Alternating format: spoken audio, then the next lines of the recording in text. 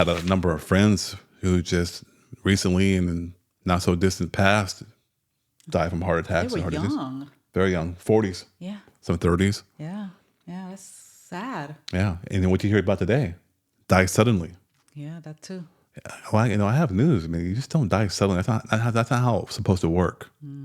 Yeah. So it's all about, for me, living that longer, better lifestyle without the heart disease. I don't want to go down that, make that my end destination. Yeah. In that way Yeah.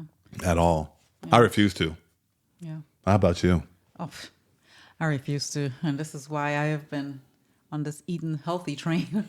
Yeah, it's so real. I don't want to end up like that. I don't want to be on medication. I don't want to be in pain, Yeah. worried, stressed if something's going to happen. 100%. And I think a lot of people just don't understand how to read their body. I know for like men, a lot of times we know that men have issues with, like, You mean ED. erectile dysfunction? Yeah, exactly. And that seriously is like a canary in the coal mine. Which we've all heard that before. You heard it before. And so when that happens, there's something going on with your cardiovascular system, man. It's something really going on. So take that warning seriously. Yeah. You know? What about women? Do they have, because they don't have ED. I hope not. No. Well, I think with women, it's because you go through menopause, which is a protective thing your body undergoes for your body, Okay. right? I mean, it protects your body.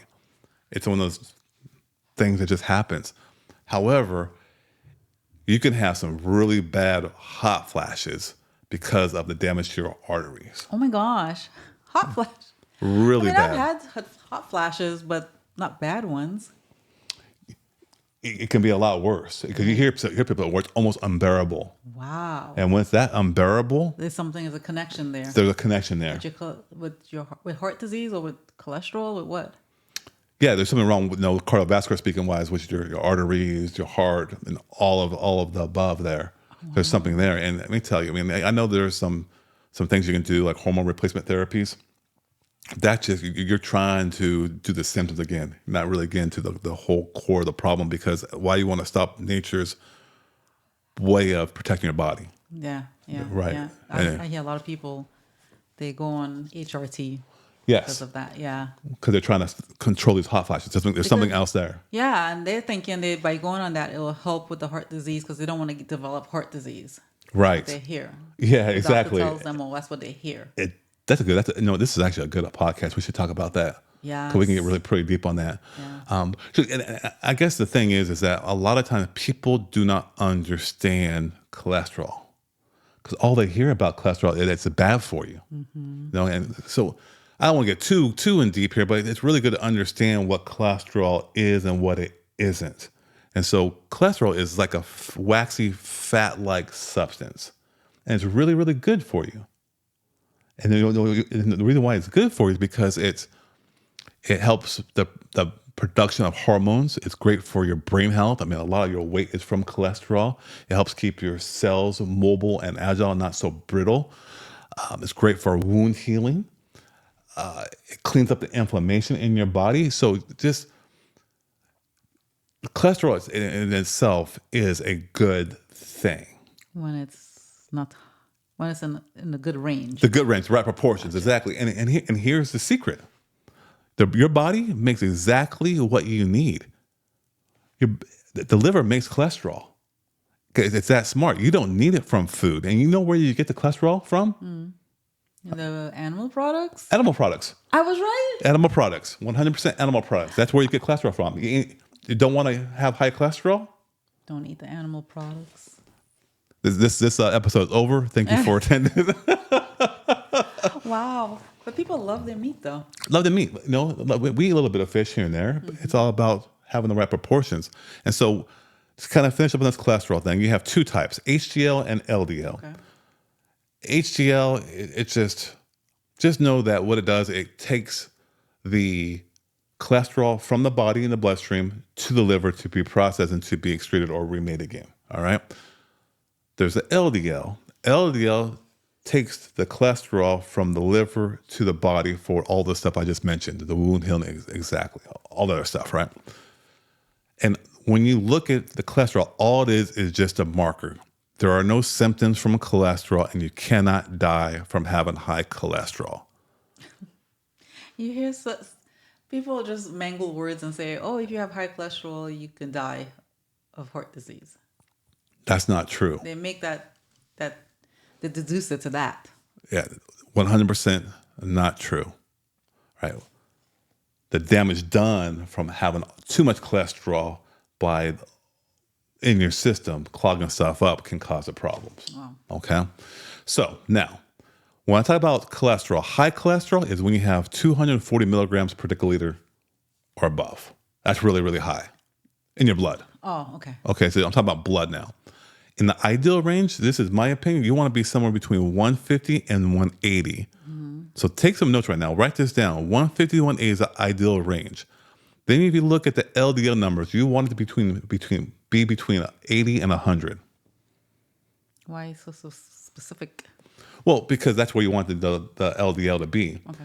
Don't really got to care about too much about the HDL because that ratio is just not that important. You just want to have your ideal range for the LDL between 80 and 100. Okay. Okay? Now, to give you some of how this all works, one egg, all right, people love their eggs. One egg has 200 milligrams of cholesterol. Wow. Okay? But it has protein. Protein, all kinds of stuff, but it has 200 milligrams. So think about how many omelet, how many eggs do you put in an omelet? I don't know. I don't eat it. Oh, okay, yeah. Back in the day, went 3-4 eggs in an omelet. Okay. And so 3 eggs. Okay, so now that's, call it 800 milligrams of cholesterol. Wow. That will increase your blood serum, the milligrams per deciliter, by 8 for every 200. Wow. So now times that by 4 eggs, that's 32. Wow. So now you go from ideal to not ideal. Wow. Just one omelet. And people think, "Oh, I'll just eat egg whites." Right, you're still getting some cholesterol in there. Yeah. So, like you said, animal foods is a source of cholesterol that you just don't need. Mm-hmm. Now, people say, "Well, what about fats?" I was about to ask that. I was just about to ask that. Yeah. What about it? I mean, do you think that you can get cholesterol from fats? I thought you can. No. No? But see, what it does is that, well, you know what? It doesn't raise? No, it doesn't give you cholesterol directly. But what it does, it increases your body's production of the cholesterol. Oh. That's the difference. Okay. Direct versus indirect when you eat animal products or the saturated fats. So if you eat animal products, you get direct cholesterol. Right. But if you eat, I don't know, a big bag of potato chips, you're raising your body just produces more cholesterol Right. now. So if you eat, chicken or I don't know, meat for lunch, and then an afternoon snack is a bag of chips, what are you doing? And so marketing says, what, 0 cholesterol in my bag of chips. Really? If you fry it? No, Even if you air fry it? It is. They're telling you the truth. Yeah. But Okay. they're not telling you the whole truth that it's going to raise your cholesterol. Your body will do it automatically for you. It's gimmicky marketing. It's a lie. Yeah. Right, but they're telling you the truth, but it's still a deceitful way of telling you. Your body's going to still raise it, even if it, yeah. Exactly, So that's why- exactly. yeah. Exactly. So that's cholesterol in a nutshell. Okay. All right, so probably a lot of questions there. Hopefully I did okay explain that. I think so. I hope so. But I'm biased because I'm married to you. Lucky woman. All right. So that's cholesterol. Now let's talk about the number one way in the U.S. people target high cholesterol. Mm-hmm. What drug is that? Statins. Statins. Everybody gets put on. It seems like they give it out like chiclets, candy. And it is, because when you say everybody, it's nearly 50% of people who are between 40 and 60, our age, are on some kind of statin drug. Mm-hmm. There's Crestor and Lipitor. Oh, wow. Yeah, I've heard of those, yeah. Kind of the staples, if you will. I won't say the most popular, but they're staples. So when you think about Crestor, and the reason why you want to take a statin drug is because they're trying to stop a heart attack. Okay. Right? That's why you're taking it. Okay. Okay, so check this out. If you take Crestor, You reduce the risk of having a heart attack by 1.2% according to the qualified literature. That's it. Lipitor, more bang for the buck, 1.6%. Oh, wow. Yeah, so let's just think about it in a different way. If I take Lipitor, I would decrease my chance of having a heart attack by 1.6%. That means, let's say I just don't take it. Don't take it whatsoever. That means I have, what, a 98.4% chance of not having a heart attack anyway? Oh, my gosh. So it's not really helping you, saving you. Well, that's when people have to really ask the questions. Like, if I take this medical intervention, what's my risk benefit? No, am I going to get the reward that I think about? Are other people taking this and getting the same results? Are people taking this and having some other type of effects? What is it, right? So it doesn't reduce the mortality rate whatsoever. So why even take it? Because you're trying to lower cholesterol, a medical intervention. I mean, if you get into that position, if you're in that position and you're asking, well, what's the benefit of it? You know, it lowers it by 1%. And it's like, well, what else can I do? Yeah. Well, I'm not saying there's no one who benefits from it. Okay. That'll be irresponsible and wrong. Okay. And kind of lying like the bag of chip companies, Lay's, right? When you do take a cholesterol lowering drug, the biggest drop you're going to see is actually within the first 6 months. Out of 40 people, about 1 will benefit from taking a statin. So it's not zero. 39. Huh? What happened to the other 39? They don't benefit at all? No, because they're now experiencing different kind of side effects or effects that are really hampering and hurting them more so than reducing the risk of a cardiac event. Wow. The side effects. Yeah. Wow. Yeah. So this is probably so technical and probably a little bit boring, but I think it all just needs to be said and kind of get people's juices and thinking going before they can go out there and start looking ask questions. Yeah. Yeah. When I refuse to take them. Yeah, me too. That's based upon I know. And I tell you this, and we're experiencing this a lot with our elderly people around our lives, and that is 100% of people taking statin drugs, 100%, according to the literature now, experience some kind of cognitive function deficit. Wow. So their risk of Alzheimer's and dementia goes up. Brain fog. Yeah, I just can't think clearly anymore. Yeah, wow. Yeah, 100%. Then in the time, it doesn't matter. It just kind of happens like that. Wow. Mm-hmm. So that could be a source of kind of like, my gosh, what's going on with my memory? If you're on that, it could be the source of that. Mm-hmm. Another thing is that people have a risk of musculoskeletal type of issues. There's another doctor word. I got to stop saying those doctor words. But when I'm talking about like dislocations, sprains, strains, any kind of pain. And again, it's time doesn't matter for how long. They go to the doctor and say, oh, I'm having knee pain, and they get put on another medication to help combat that. Steroid shots. Yeah. Yeah, anti-inflammatory. Yeah, wow. Yeah. So again, that's how they end up on a litany of drugs. It keeps going on because you keep treating the symptom. That's the root cause of anything. And also, I think people who take that, like, I'm lowering my cholesterol drug. I'm the victim of this. I had like a diet pill. And yeah, you take the pill, you can eat anything you want. So I'll be like, yeah, cool. I get one pill and I'm eating all this stuff. I don't lose any weight. Yeah. So that people think they can take this cholesterol lowering drug and they can increase their calories and be okay. Wow. And that's a false sense of reality, right? It's not, you're not really addressing the problem, and you just getting closer and closer to that. I don't want to say it. I'll stop. So say what? Your chances of heart attack or your chances of dying goes up dramatically. It's real. It's a real thing. Hey, we're just trying to bring light to it. Yeah. It really is. I mean, I don't want to see people like our friends, who passed away. Yeah. Don't want to see it for our family members or even our close friends now. Yeah. So. Yeah, I see some close friends, and it's just like, come on, man. It's like, don't look good. Come on. He's like, kind of what we do, and I'm not going to be preaching to you, but come on, man. And the more things that can happen, it's like liver dysfunction. And liver is a very important part of detoxifying the body, taking stuff out you don't need. Acute renal failure, cataracts, Wow. esophageal cancer. Yeah. Because so many people, especially when you get to a certain age, you tell them, oh, this is normal having cataracts. And you don't even realize, well, it's tied to your diet while you having cataracts. Well, diet, but more the drugs you're taking. Sorry, the drugs. Sorry, that's what I meant to say. Yeah. Well, hello.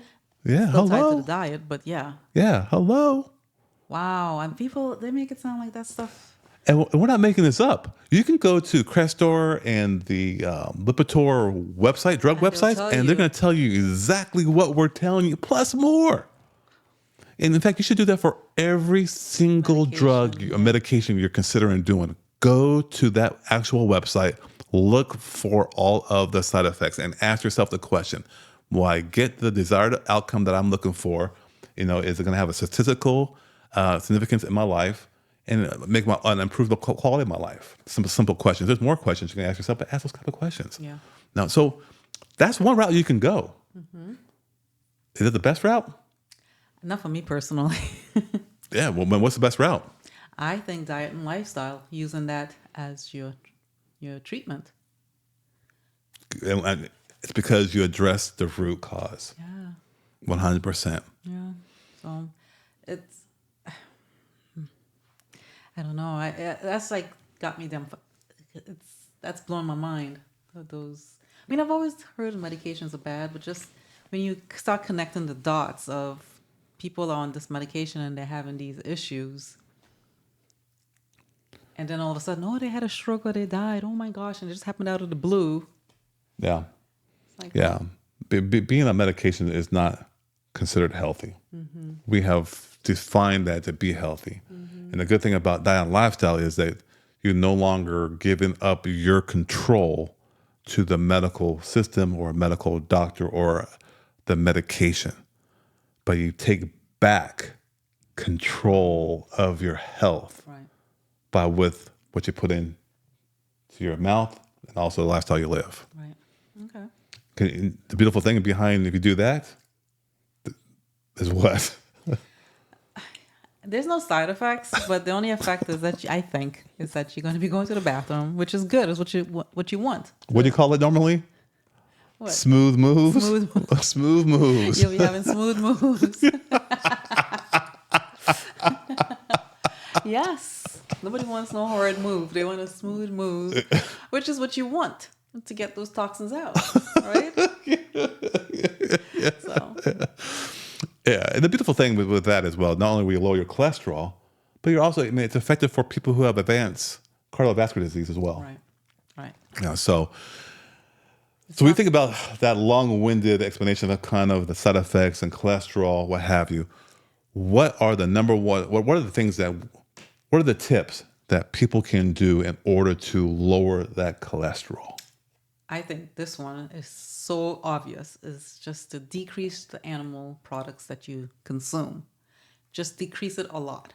If you love your meat, I'm not saying to give it up cold turkey, but instead of having it 7 days a week, twice a day, 3 times a day, why don't you drop it down to 6 days a week and see, right? And then eventually... Bro, what you say? You said eating 6 or 7 days a week. 7 days a week, sometimes 2 to 3 times a day you're eating animal products. Okay, and you said to drop it down to what? To give up 1 day of not eating meat. Oh, got you. Yeah, so instead of eating 7 days of meat, go to 6 days and then slow it down. I think... So that kind of slowly off the... Yeah. But then again, time is of the essence, so... Yeah. Yeah, and if someone has really bad heart disease or really high cholesterol and they came to me, I would tell them 1 or 2 servings per week. See, right? And I'm talking about serving. I'm not talking about a 48 ounce or how big a porterhouse steak. I don't even know what the steaks even are, but yeah, you want to look down. But yeah, if you can say 2-3 times a day, great. First step, 1 time a day. Okay. Next step, get down to 2 or 3 servings in a given week. Right. Or 1 or 2 servings, I should say. Because some people, they love their meat. And they consume it at every meal. Bacon for breakfast, chicken sandwich, and then you're going to have meatloaf at dinner. Yeah, some type of meat at dinner. Yeah. Yeah. And you're doing this every day, 7 days a week, 3 times a day, 365 days out of the year. So some people say they can't do without their meat. I understand. But I'm just saying, being realistically, just drop it down one day. Do you want to lower cholesterol? Do you want to lower the chance of heart disease? I agree with you. I mean, it's all there. All you got to do is look at what's going on. I agree with you. You don't need a rocket science. You don't need any doctor to tell you that. You don't need any kind of study. You just got to be observational. I agree. And another thing is that people are being told you have to increase their omega-3s by taking fish oil. You don't need omega-3 supplements at all. Oh, wow. People, I have heard that. It's so good. It's good fats. It's, it's good for the heart. No. It's heart healthy. Eat less omega-6. Get away from the oils. Okay. All right? And Including that. Including that. Okay. Exactly. Okay. That's number 2. Number 3. I think it's obvious. Exercise. That goes a long way. Move your body. Yeah, it goes a long, long way. Yeah. We can go on and on about aerobic exercise, but we'll save it for another podcast. And number 4, I think, is what people overlooked as well, is stress management. Because we're under, a lot of stress. Under a lot of stress, yeah. High stress, physical, chemical, and emotional. Yeah, it's as a recipe for just a bad outcome, yeah. Yeah, exactly. So you got a lot of cholesterol in your arteries, a lot of plaque buildup, high blood pressure because of all that stress. There's an outcome that we don't want. Right. And I think the last one is a lot of people no longer smoke, but if you do smoke, stop smoking. Yeah. All the chemicals there cause a lot more stress on the blood vessel cardiovascular system. Right. Yeah, so those are the 5 things. I think if you take those 5 tips, I think you'll see a dramatic improvement within 4 weeks, 6 weeks? Well, it used to be a difference. Yeah, definitely 2-3 weeks, 4 weeks to start noticing a difference. But the consistency, stay at it. Cholesterol goes down, it's managed, and you can begin to reverse the heart disease. Yeah, because that is reversible, believe it or not. People don't know this. It's definitely reversible. It takes time, but it's reversible because the body, I totally believe that the body can heal itself to overcome any disease as long as you remove the buildup toxins and you put it in an environment for it to continuously thrive in. Yeah. And that's what you're doing with. That's what you're doing. You put it in the body. It's like an apple tree, same seed, good soil, bad soil. It's going to thrive in the good soil, and bad soil, it's not going to thrive. Right. It's going to die. Wow, nicely put. Yes. So that's how. It's so much more obvious. You ask me to go more diet lifestyle versus the cholesterol lowering drugs. Agree. Yeah.